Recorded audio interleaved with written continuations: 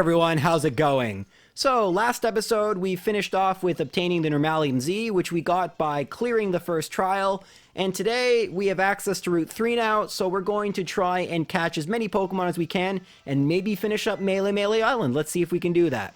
So the first Pokemon I wanted to catch was Vullaby, which is also a Rufflet in Ultra Sun. So Vullaby/Rufflet is only catchable 30% of the time, and only through these sort of shadowy spots where flying Pokemon swoop down to attack you. 70% of the time it's a Spearow, which we already have, but thankfully my first encounter was a Vullaby, and catching it wasn't too difficult. Unfortunately, of course, we're going to need Ultra Sun to finish off the dex, but that's for a later episode. We don't have to worry about that for a long time. The last Pokemon I needed on Route 3, surprisingly, was Mankey. So, Mankey was pretty common and pretty easy to catch, not much to talk about there. At this point in the story, Lily has gone missing and Kukui asks you to find her. She's pretty easy to find. She's in Melemele Meadow, and of course, she is chasing Nebby, who has left the bag. So for those of you wondering, the whole Nebby get back in the bag meme that was going on around Sun and Moon's release, this is why. Nebby does not like to stay in its bag, and if it doesn't, someone might find it. Someone evil, perhaps. But I decided not to chase after Nebby. It's gone into the Seaward Cave, and I don't want to go there right now. Instead, I'm going to stay in the Melemele Meadow and try and catch as many Pokemon as I can, and there's quite a few I need. So the first Pokemon I managed to find was a Petalil. Now, Petalil is only in Ultra Moon and Ultra Sun. It would be a Cottony, and catching it was not too much of a problem. The second Pokemon I found was Flabebe in its yellow flower form, unsurprisingly, considering we're surrounded by yellow flowers, and once again, catching it not a problem at all. Now at this point, I realized Ledyba was so close to evolving that I went and had a few more encounters in addition to fighting a few trainers, and finally Ledyba hit level 18, and we have just our fourth Pokemon to evolve in this playthrough.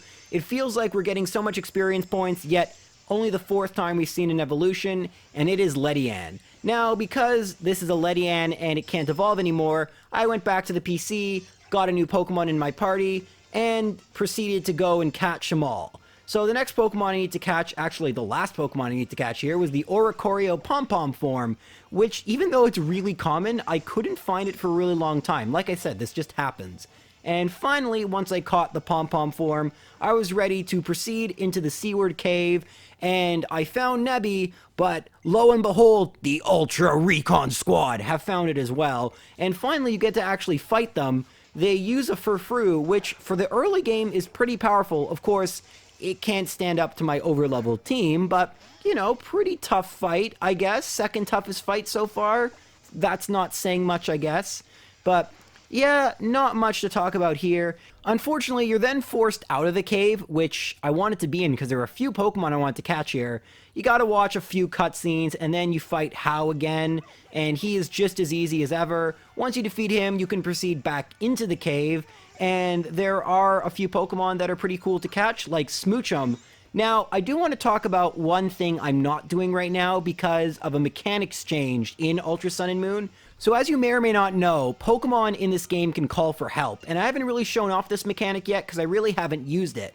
But one of the Pokemon Smoochum can call for help is Jinx, which would be really nice to catch right now. Unfortunately, in Sun and Moon, Pokemon would just keep calling for help again and again, and it was really annoying because even if you didn't use an Adrenaline Orb, it would be like, I just want to catch the Smoochum. Stop calling for help for the love of everything. Please just let me catch the Smoochum. That's not a problem anymore because once the first Pokemon calls for help, no other Pokemon apparently will call for help. I've heard that once the replacement comes in, it can call for help, but in my experience, this isn't the case. So, while I did try for a Jinx, I ended up realizing that it's better just to wait for the False Swipe plus Adrenaline Orb strategy, which I used pretty well in Sun and Moon. That's going to take a few more trials, so for now, we just catch Smoochum, in addition to Psyduck, and then finally Delibird, and none of them gave me too many problems. Now, you can proceed through Seaward Cave to get to Kalai Bay, but unfortunately we can't get to the patch of grass where there are a bunch of Pokemon I'd like to catch, although you can get a side story item to give a message to a woman in Icky Town, so I didn't even know about this. I just accidentally encountered this side story item because I wanted to see if I could access the grass. I couldn't remember if there was a patch of grass available before you had surf, but unfortunately there isn't.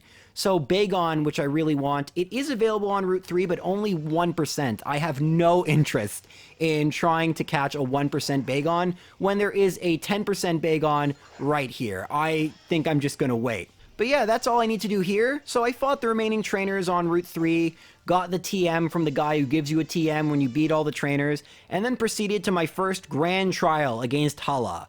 So Hala is a fighting type, not gym leader, and he's pretty good. I have to say, of all the trainers I've faced so far, he unsurprisingly gave me the most challenge. I mean, as you can see, he's not too much of a challenge. Once I dispatched Machop, the Makuhita came in, and oh, this Makuhita was annoying. Basically, it liked to use Sand Attack, and all this does is make it a little more obnoxious to hit. Once Torracat was hit, I decided it'd be fun to get my Flabebe some experience. It does know Fairy Wind, so that is super effective, and it actually hit it with 6 Sand Attacks by the time the battle was over. I mean, it was just really annoying. Of course, I ended up KOing it with Flabebe, but then the Crabrawler comes out, and I have 6 accuracy drops. I'm not hitting anything. So I decide to swap into my Pichu, and of course, wouldn't you know, this is when Hala opts to go for his all-out pummeling, and that all-out destroys Pichu's puny, base 15 or so defense? I don't know offhand, but yeah, absolutely annihilated. Of course, I send back in Flabebe, and it has absolutely no problem defeating the Crabrawler. I did want to catch a Crabrawler, by the way, but I couldn't find one. It's just randomly found in those patches of berries, so I'll likely just encounter one naturally a little bit later on. But that was it for Hala. He was the toughest trainer so far, which isn't saying much, but still a fun fight, mostly because I didn't use Torracat for the whole thing. Now, once you beat Hala, you get a bunch of things which are going to be really useful for the rest of the game. The first is TM54 from Professor Kukui, kind of like when you beat a gym leader, you get a TM, huh? But you also get the ability to call a ride, in this case, Tauros. So Tauros is actually going to allow us to proceed through the rest of Melemele Island that was blocked off previously by breakable rocks. Now, there are a bunch of Pokemon on Route 1 that I couldn't catch earlier that we can now catch, but unfortunately, while most of them will call another Pokemon I'd like to catch, without Adrenaline Orb, it won't be possible. And I actually don't have a Pokemon on my team that uses False Swipe, so I'm going to really have to think about which Pokemon I'd like to be my False Swipe user. But anyway, let's talk about the Pokemon I did catch today. So we got a Bonsly, who was fairly easy to catch, followed by a Munchlax, which I did not have to look for weeks with honey trees. I mean, it's crazy how you can just find Munchlax nowadays. It's really refreshing, I have to say. After Munchlax, I was able to catch a Rockruff. Now, truth be told, you might know that if you pre-order the game, or I don't even think you have to pre-order it, if you bought the game within a certain period, you can actually redeem a mystery gift to get the special Rockruff with Oblivious, which will evolve into Rockruff Dusk form. Now, Dusk form looks like a better midday form, so I'm going to have to look into it when I start doing competitive battles at the end of this run, but for now, it looks like a cool Pokemon, but I opted not to get it in this run because I wanted it to be a little timeless, so if you're here 3 years later, don't worry, I caught a regular Rockruff. That's all the Pokemon I needed in Route 1. I also can go to 10 Carat Hill, which is just to the left of Professor Kukui's lab, and here I was able to catch a bunch of Pokemon, actually, quite a few.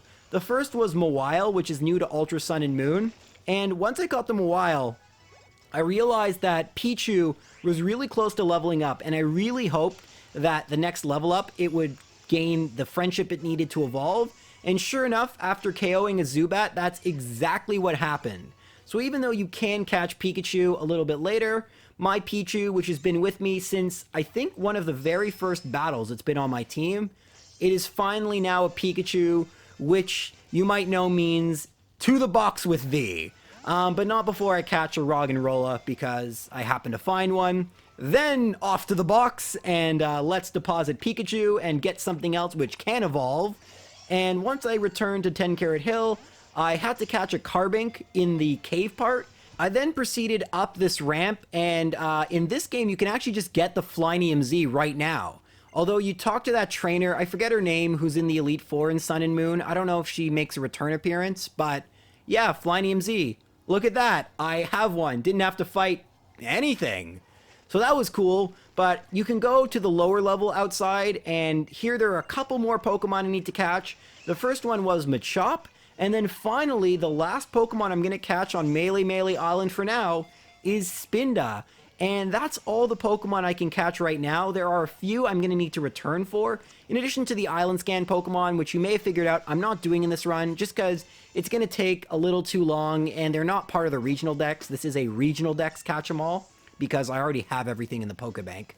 So, yeah, that is 17 Pokemon. I know the counter was off, but whatever, but there's still a couple more things to do before the episode ends. So once I have finished in 10 Carat Hill, I can actually move the plot forward by going to Hala City, and instead of just going to the marina and departing to Akala Island like you do in the last game, you take a picture in this place that I swear wasn't in the last game. It must not have been. And once you take pictures, you then are told to go try out Mantine Surf. So I guess we can do Mantine Surf right now. I thought it'd be a post-game thing, but nope. It's actually the way you get to Akala Island in this game.